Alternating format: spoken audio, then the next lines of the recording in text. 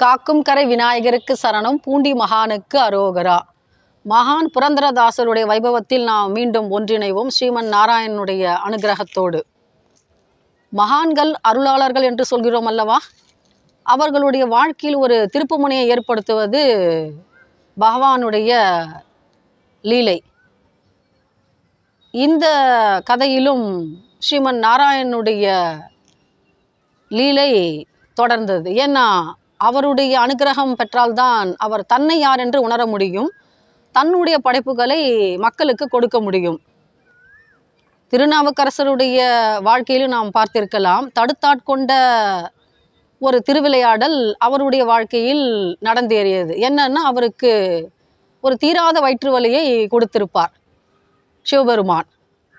அப்போ என்ன நடந்துருது, அவர் பாடலிபுரத்திலிருந்து திரும்ப வந்து தன்னுடைய ஊரில் தன்னுடைய தமக்கையுடைய அனுகிரகத்தாலும் இறைவனுடைய திருவருளாலும் அந்த நோய் நீங்க பெற்று சைவராக மாறினார்.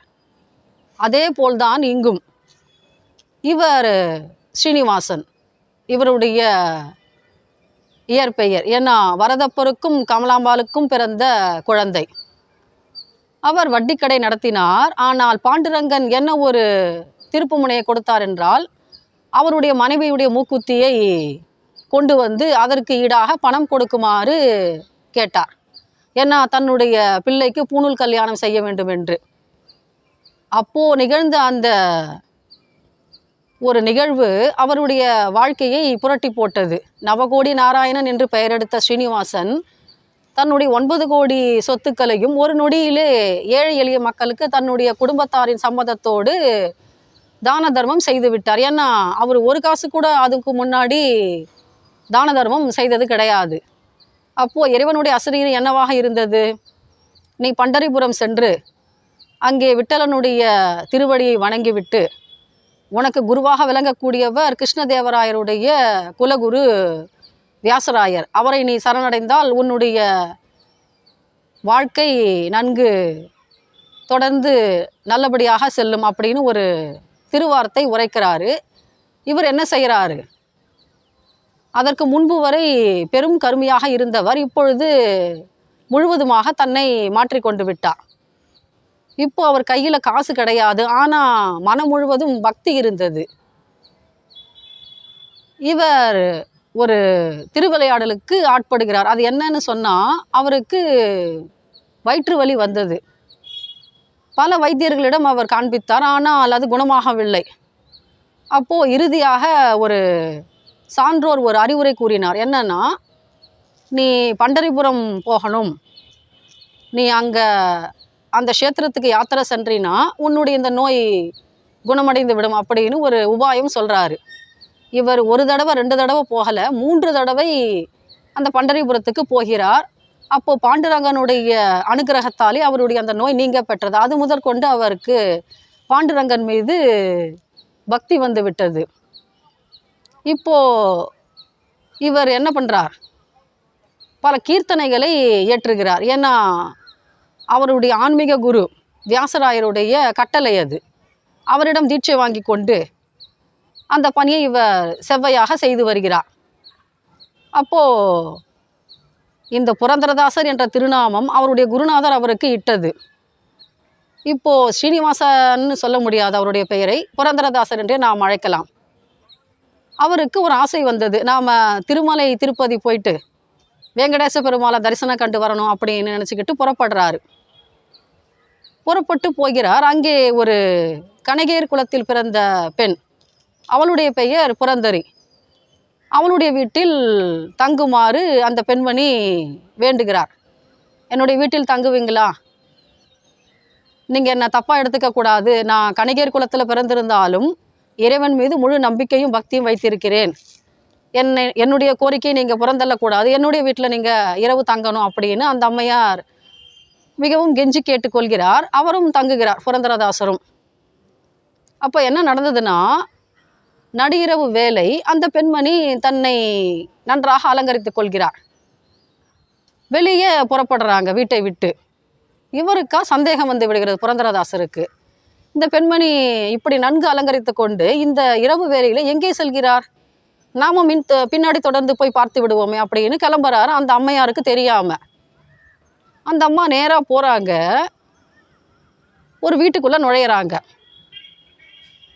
நுழைஞ்ச உடனே இவங்க என்ன பண்றாங்க, பாட்டு பாடுறாங்க. அந்த வீட்டுக்குள்ள ஒரு இளைஞன், அவன் என்ன பண்றான், நடனம் ஆடுறான் இந்த அம்மையார் பாடும் பொழுது.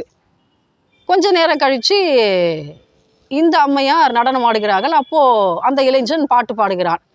இப்படியாக மாறி மாறி நடந்து கொண்டிருந்து இதை பார்த்து கொண்டிருந்தார் வெளியே புரந்தரதாசர். அந்த கதவின் துவாரம் வழியாக இவருக்கு சந்தேகம் ஏற்பட்டு விட்டது. இந்த பெண்மணி நல்லவளா அல்லது கெட்டவளா நமக்கு தெரியலையே, நாம தெரியாம இந்த கனகேர் வீட்டில் தங்கிட்டோமே அப்படின்னு ஒரு கவலையா இருக்கு இவருக்கு. திரும்பி வந்துடுறாரு அந்த கனகேர் வீட்டுக்கு. அந்த பெண்மணியும் விடிந்தவுடன் வந்து விடுகிறார். அப்போ மறுநாள் இவர் கேட்கிறார் புரந்தரதாசர், அம்மா நேற்று இரவு நீங்க எங்க போனீங்க வெளியில, நான் தெரிஞ்சுக்கலாமா அப்படின்னு. அப்போ அந்த பெண்மணி சொல்றா, பாருங்க இன்று இரவு என்ன நடக்குதுன்னு நீங்க பாருங்க அப்படின்னு சொல்லிட்டு அமைதியா இருக்காங்க. அன்று இரவும் நன்றாக அலங்கரித்து கொண்டு திரும்பவும் அந்த அம்மையார் வெளியே புறப்படுகிறார். புரந்தரதாசரும் பின்தொடர்கிறார். அந்த அம்மையார் என்ன பண்றாங்க பாருங்க, அவரை வெளியே நிற்க சொல்லிட்டு வீட்டை கதவை சாத்திட்டு உள்ள வந்துடுறாங்க. இப்போ என்ன நடக்குது பாருங்க, அதே இளைஞன் இப்போ இந்த அம்மையார் பாட்டு பாடுகிறார்கள். அந்த இளைஞன் என்ன செய்கிறான், வீணா வாசிக்கிறான். நன்றாக வாசித்து கொண்டிருந்தவன் சிறிது அபஸ்வரமாக வாசிக்க ஆரம்பித்தான். இவருக்கா பொறுத்துக்க முடியல, ஏன்னா இவருக்கு இசையில் ஞானம் அதிகம். வெளியே நின்று பார்த்துக்கிட்டு இருக்காரு புரந்தரதாசர். எவ்வளவு கொடுமையாக இருக்கிறது இவன் வாசிப்பு, இவ்வளவு அபஸ்வரம் எங்கிருந்து வந்தது, நம்மால் பொறுத்து கொள்ள முடியலையேன்னு சொல்லிட்டு உள்ள நுழையிறாரு கதவை திறந்துக்கிட்டு. இவருக்கா கோபம், ஒரு இசையை இப்படி கேவலப்படுத்தி விட்டானே, என்ன பண்ணலாம் இவனை அப்படின்னு சொல்லிட்டு அடிக்கலாம்னு போறாரு. துரத்துக்கிட்டே போகும்பொழுது அந்த இளைஞன் எங்கே செல்கிறான் பாருங்கள், திருப்பதியின் கருவறைக்குள் நுழைந்து விடுகிறான். அப்போ வந்தது யாரு, வேங்கடவன் அல்லவா. இந்த பெண்மணியோட பக்திக்கு மெச்சி இறைவனே நேரில் வந்து வீணை வாசிக்கிறான் என்று சொன்னால் அப்போ பக்தியில் யார் உயர்ந்தவர்கள், நாமா இல்லை அந்த பெண்மணியா? இவருக்கு தன்னுடைய கர்வம் விளங்கி விட்டது. பக்திக்கு முன்னாடி எல்லாரும் சமம். நாம் நினச்சிக்கிட்டு இருக்கோம் நாம தான் பெரியவங்க. நானா இந்த கனகேர் குலத்து பெண்மணி வென்று விட்டார் அல்லவா, திருப்பதி பெருமானுடைய அருளை பெற்று விட்டார் அல்லவா முழுமையாக. இந்த ஒரு நிகழ்வு மிகவும் சிலாகித்து கூறப்படுகிறது புரந்தரதாசருடைய வரலாற்றிலே.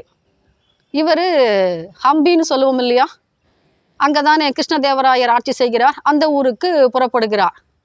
அங்கே சென்று தன்னுடைய குருவுடன் பேசி கொண்டிருக்கிறார். அவருடைய அறிவுரைகளையும் இவர் கேட்டுக்கொண்டிருக்கிறார். ஏன்னா இசையின் நுணுக்கங்களை, மேலும் பாகவதம்னு சொல்லுவோம் இல்லையா, அதனுடைய சாராம்சத்தையும் வேதங்களினுடைய சாராம்சத்தையும் உன்னுடைய கீர்த்தனைகளை நீ எழுதி கொடுக்கணும் புரந்தரதாசர் அப்படின்னு இவர் வேண்டுகோள் வைக்கிறாரு அவருடைய குரு வியாசராயர். அதை சிறமேற்கொண்டு இவர் கீர்த்தனைகளை எல்லாம் இயற்றுகிறார். அப்போது அங்கே ஒரு பக்தரை மிகவும் புகழ்ந்து பேசுகிறாங்க அந்த ஊரில் இருக்கிறவங்க. அவர் ஒரு மண்பாண்டம் செய்யக்கூடிய குயவர். ஒரு குயவருக்கு என்ன அவ்வளவு மதிப்பு இருக்க முடியும், இவருக்கு தெரியாது புரந்தரதாசருக்கு. சரி கேட்டு பார்த்து விடுவோமேன்னு சொல்லிட்டு அவர் துங்கபத்ரா நதிக்கரைக்கு பக்கத்தில் ஒரு குடிசையில் அமர்ந்து மண்பாண்டங்கள்லாம் செஞ்சுக்கிட்டு இருக்காரு. புரந்தரதாசர் கேட்கிறாரு, ஐயா நீங்கள் தான் அப்பண்ணாவா? ஆமாம் அப்படின்னு சொல்கிறாரு. என்ன சிறப்பு உங்களுக்கு? பாண்டுரங்கன் நான் நேரில் பார்த்து பேசிக்கிட்டு இருப்பேன், தினமும் அவரோட அளவலாவுவேன் இரவு நேரத்தில் அப்படின்னு தன்னை பெருமையாக சொல்லிக்கிறார். அப்போது புரந்தரதாசருக்கு ஒரு சந்தேகம், உண்மையாகவே இவருடைய குடிசையை தேடி பாண்டுரங்கன் வந்து பேசுகிறாரா, நாம் சோதித்து பார்த்துடலாம் அப்படின்னு அன்று இரவு அவர் காத்திருக்கிறார் புரந்தரதாசர். அன்று இரவு நேரம். அப்போது அப்பண்ணாவோட குடிசைக்குள்ளே அமைதியாக நுழையிறாரு புரந்தரதாசர். ஒரு விளக்கும் எரியலை, வெளிச்சமும் கிடையாது, நல்லா இருட்டாக இருக்குது அந்த அறை. அப்போது அப்பன்னா பேசுகிறாரு, விட்டலா நீ சாப்பிட்டியா இன்னைக்கு, எப்படி இருக்க, எவ்வளோ தூரம் நடந்து வந்த அப்படின்னு பேசிக்கிட்டு இருக்காரு. இவருக்கு ஆர்வ கோளாறு புரந்தரதாசருக்கு. குடிசைக்குள்ளே நுழைந்து என்ன செய்கிறாருன்னு பார்த்துக்கிட்டு இருக்காரு. அப்போது உள்ளே நுழைஞ்சு பார்த்தாக்கா தனக்கு தானே பேசிக்கிட்டு இருக்காரு. அப்போ இவர் ஊரை தானே ஏமாற்றிருக்காரு, இத்தனை காலமும் கோபம் வந்துடுது புரந்தரதாசருக்கு. ஓ, உன்னுடைய கதை இப்படியா? வெளியே கேட்டாக்கா நான் பண்டரிபுரத்து விட்டலன் கிட்ட பேசிக்கிட்டு இருக்கேன்னு ஊரை ஏமாத்துறியா நீ? உன்னை சும்மா விடலாமா? கோபம் வந்துருச்சு புரந்தரதாசருக்கு. நறுக்குன்னு ஒரு குட்டு வச்சுடுறாரு அப்பண்ணாவோட தலையில். அதுக்கப்புறம் திட்டிட்டு இவர் வீட்டுக்கு வந்துடுறாரு. மறுநாள் என்ன ஒரு அற்புதம் நடக்குதுன்னு பாருங்க.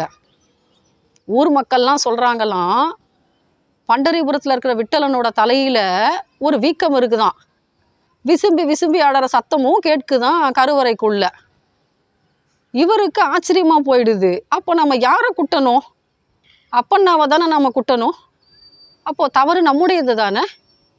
எவ்வளோ பெரிய ஒரு தவறு நாம் செஞ்சுருக்கிறோம். இது நமக்கு தேவையா? ஒரு கால் அவர் அப்படி பண்டரிபுரம் விட்டலனோட பேசிக்கிட்டு இருந்தால் கூட நமக்கு என்ன வந்தது? நாம் யார் கண்டிக்கவும் தண்டிக்கவும்? அமைதியாக திரும்பி போயிருக்கலாம் இல்லையா? குட்டி வச்சது எவ்வளோ பெரிய ஒரு அபராதம் நாம் செஞ்சது. அவர் போகிறார் பண்டரிபுரத்துக்கு. போயிட்டு பார்த்தாக்கா விட்டலனோட தலையில் ஒரு வீக்கம் இருக்குது. அவரா விசும்பி ஆடுற சத்தமும் கேட்குது. இவரா அப்பண்ணாவோட காலில் நெடுஞ்சான் கிடையா விழறாரு புரந்தரதாசர். தான் ஒரு மகான்ன்றதையும் மறந்து. ஏன்னா தப்பு நாம தான் செஞ்சுருக்கோம், அந்த பக்தர் கிடையாது. நாம யார் கேள்வி கேட்க? அதனால் என்ன பண்ணுறாரு புரந்தரதாசர்? அவர்கிட்ட மன்னிப்பு கேட்டுக்கிட்டு தன்னுடைய பக்தி பயணத்தை தொடர்றாரு. இப்போ இன்னொரு அதிசயத்தை பாண்டுரங்கன் நிகழ்த்துகிறார். என்னன்னா, லீலாவதின்னு ஒரு பெண்மணி. அந்த பெண்மணிக்கு புரந்தரதாசர் மீது மிகுந்த பக்தியும் மரியாதையும் இருந்தது. ஏன்னா இப்பெல்லாம் புரந்தரதாசர் ஒரு தம்புராவை மீட்டிக்கொண்டு கழுத்தில் ஒரு துளசி மணி மாலை அணிந்து கொண்டு சதா சர்வகாலமும் ஸ்ரீமன் நாராயணனை பற்றி கீர்த்தனைகளை ஏற்றிக்கொண்டு பாடிக்கொண்டும் இருக்கிறார். அதனால் அவருடைய புகழ் எல்லா ஊர்லேயும் தெரிஞ்சு போயிடுது. அவருக்கு நிறைய பக்தர்கள் உண்டாகி விட்டார்கள். அதிலே ஒரு பக்தை தான் லீலாவதி என்று சொல்லக்கூடிய ஒரு கணிகையர் குலத்து பெண். அந்த பெண்மணி இரவு நேரம் வீட்டில் தனியாக இருக்காங்க. அப்போது புரந்தரதாசர் வராரு. வீட்டுக்கு வந்த உடனே இந்த அம்மையாருக்கு மிகுந்த மகிழ்ச்சி. யாரை நினைத்து நாம் பக்தியுடன் இருக்கிறோமோ, யாரை நாம் பூஜிக்கிறோமோ, அந்த மகான் நம்முடைய இல்லம் தேடி வந்திருக்கிறார் என்று சொன்னால் அந்த அம்மையாருக்கு மிகுந்த மகிழ்வு. வந்தவரை வரவேற்று உபசரிக்கிறார். பாத பூஜையெல்லாம் செய்கிறார்கள். அப்போது புரந்தரதாசர் கையில் ஒரு பொற்காப்பு அணிந்திருக்கிறார். தங்க காப்பு. அது மிகுந்த அழகுள்ள ஆபரணம், மிகுந்த மதிப்புடையது. அதை கழற்றி அந்த பெண்மணிக்கு பரிசாக கொடுக்கிறார் லீலாவதிக்கு. என்னுடைய பரிசாக வைத்துக்கொள், நீனுடைய பக்தை இல்லையா? என்னை நன்றாக வரவேற்று உபசரித்தாய் அல்லவா? என்னுடைய மகிழ்ச்சிக்கான சிறு அன்பளிப்பு இதை ஏற்றுக்கொள் அப்படின்னு கொடுக்குறாரு. அந்த அம்மையாருக்கோ ஒரே திகைப்பு. ஏன்னா இவர் மகான், இவர் கையில் எப்படி பொற்காப்பு இருக்க முடியும்? ஆனால் அன்பளிப்புன்னு சொன்னதுக்கப்புறமா அந்த அம்மையார் ஒன்றும் சொல்லலை. வாங்கி பூஜை அறையில் வைத்து விடுகிறார்கள். புரந்தரதாசரும் கிளம்பி போயிடுறாரு. விடுந்ததுக்கு அப்புறமா மறுநாள் காலையில் ஒரு விசாரணை. நகரத்து வீதிகளில் ஒரு முரசு அறையிறாங்க. என்னன்னா, பாண்டுரங்க விட்டலனோட கையில் இருக்கிற பொற்காப்பு காணாமல் போச்சுது, இதை யார் திருடுனாங்களோ அவர்களுக்கு உரிய தண்டனை கொடுக்கப்படும் அப்படின்னு ஒரு அறிவிப்பு. புரந்தரதாசர் இதை கேள்விப்படுகிறார். யார் இத்தகைய ஒரு இழிவான செயலை செய்திருக்க முடியும்? ஏன்னா பாண்டுரங்க விட்டலனோட கையிலேருந்து ஒரு ஆபரணத்தை திருடுறதுன்றது சாதாரணமான விஷயமா? இது தவறல்லவா? யார் இந்த குற்றத்தை புரிந்திருக்க முடியும் அப்படின்னு யோசனை செஞ்சுக்கிட்டு இருக்காரு. அப்போது இந்த செய்தி அந்த கணிகையருடைய வீட்டுக்கும் எட்டுது. அப்போது லீலாவதி யோசிக்கிறாங்க. நேற்று இரவு புரந்தரதாசர் நம்முடைய இல்லத்துக்கு வந்திருந்தார், இங்கே தங்கியிருந்தார். அப்போது நமக்கு அன்பளிப்பாக கொடுத்தார் இல்லையா ஒரு தங்க காப்பு? அது பாண்டுரங்க விட்டலனுடையதா? அதையா நாம் எடுத்து வச்சுக்கிட்டோம்? இத்தகைய தவறை யார் இழைச்சது? மகான் புரந்தரதாசர் அல்லவா? ஏன் இப்படி ஒரு தவறான செயலை அவர் செய்தார்னு இந்த அம்மையாருக்கு தெரியல. ஆனால் என்ன செய்கிறாங்க, நேராக அரண்மனைக்கு போகிறாங்க. அந்த தங்க காப்பை ராஜாவோட கையில் கொடுக்குறாங்க. கொடுத்துட்டு சொல்கிறாங்க, ஐயா, நேற்று இரவு புரந்தரதாசர் என்னுடைய வீட்டுக்கு வந்திருந்தார். அப்போது என் கையில் இந்த தங்க காப்பை கொடுத்தாருன்னு. ராஜாவுக்கா ஒரே கோபம். ஏன்னா எவ்வளவு புகழ்பெற்ற ஒரு க்ஷேத்திரம், அங்கே இருந்து ஒரு பொருளை களவாடினார்கள் என்று சொன்னால் அதற்கு தகுந்த தண்டனை கொடுக்க வேண்டும் அல்லவா? புரந்தரதாசரை அழைச்சிக்கிட்டு வராங்க காவலாளிகள். அவர் விசாரிக்கிறாரு. புரந்தரதாசர் என்ன சொல்கிறாரு பாருங்க. ஐயா, இந்த அம்மையார் எனக்கு யாருன்னே தெரியாது, நேற்று இரவு நான் இவங்க வீட்டுக்கும் நான் போகலை, சொல்லப்போனால் நான் பண்டரிபுரத்துக்கே வரலை அப்படின்னு சொல்கிறாரு. அப்போது ராஜா கொஞ்சம் யோசனை செய்கிறார். ஏன்னா மகானுக்கு அவ்வளோ சீக்கிரம் நாம் தண்டனை வழங்கிட முடியாது இல்லையா? அப்போது அர்ச்சகரை கூப்பிட்டு கேட்குறாரு, நேற்று இரவு இந்த கோவிலுடைய பூட்டுக்கள் நன்றாக பூட்டி இருந்ததா அல்லது உடைக்கப்பட்டிருந்ததா? ஏன்னா இது சரியான அணுகுமுறை, சரியானபடி விசாரணை செய்யணும் இல்லையா? அதனால் கேட்கும்பொழுது அர்ச்சகர் சொல்கிறாரு, இல்லை பூட்டி தான் இருந்தது, யாரும் உடைக்கலை, யாரும் தொடலை அப்படின்னு சொல்லிடுறாரு. அப்போ எப்படி களவாடி இருக்க முடியும்? கருவறையோட கதவையும் யாரும் உடைக்கலை, பூட்டியும் யாரும் திறக்கலைன்னு சொன்னால் அப்போ அந்த உள்ளே இருக்கிற பொற்காப்பு எப்படி புரந்தரதாசருடைய கைக்கு வந்திருக்கும்? அதை எப்படி கொண்டு போய் இவர் தாசியோட கையில் அன்பளிப்பாக கொடுத்துருக்க முடியும்? இது யோசனை அவருக்கு, ராஜாவுக்கு. அப்போது புரந்தரதாசரை குற்றவாளின்னு சொல்ல முடியுமா, இல்லை நிரபராதின்னு நாம் தீர்ப்பு கொடுக்க முடியுமா? ராஜாவுக்கு கொஞ்சம் குழப்பமாக போயிடுச்சு. சரி, ஆனால் இந்த அம்மையார் உறுதியாக சொல்கிறாங்க, நேற்று இரவு புரந்தரதாசர் என்னுடைய வீட்டுக்கு தான் வந்திருந்தார், என் கையில் தான் இந்த தங்க காப்பை கொடுத்தாருன்னு. ராஜா சரி, இவருக்கு 30 கசையடி கொடுங்க, உண்மை வெளிப்படும் அப்படின்னு சொல்லிடுறாரு. கசையடி கொடுக்க போகிற நேரத்தில் அசரீரி வாக்கு பாண்டுரங்கனுடைய குரலில் வெளிப்படுது. அர்ச்சகர் என்ன சொன்னாருன்னு கேட்டல்ல ராஜா? கருவறையோட கதவின் பூட்டு உடைக்கப்படவும் இல்லை, திறக்கப்படவும் இல்லைன்னு சொல்லும் பொழுது இவர் குற்றவாளி இல்லைன்னு உனக்கு தெரியலையா? ஏன் இப்படி தண்டனை கொடுக்குற? லீலாவதியோட வீட்டுக்கு போனது நான் தான், புரந்தரதாசர் கிடையாது அப்படின்னு. அப்போது புரந்தரதாசருக்கே ஒரு அதிர்ச்சி. ஏன்னா தன்னுடைய தோற்றத்தில் போனது பாண்டுரங்க விட்டலன்.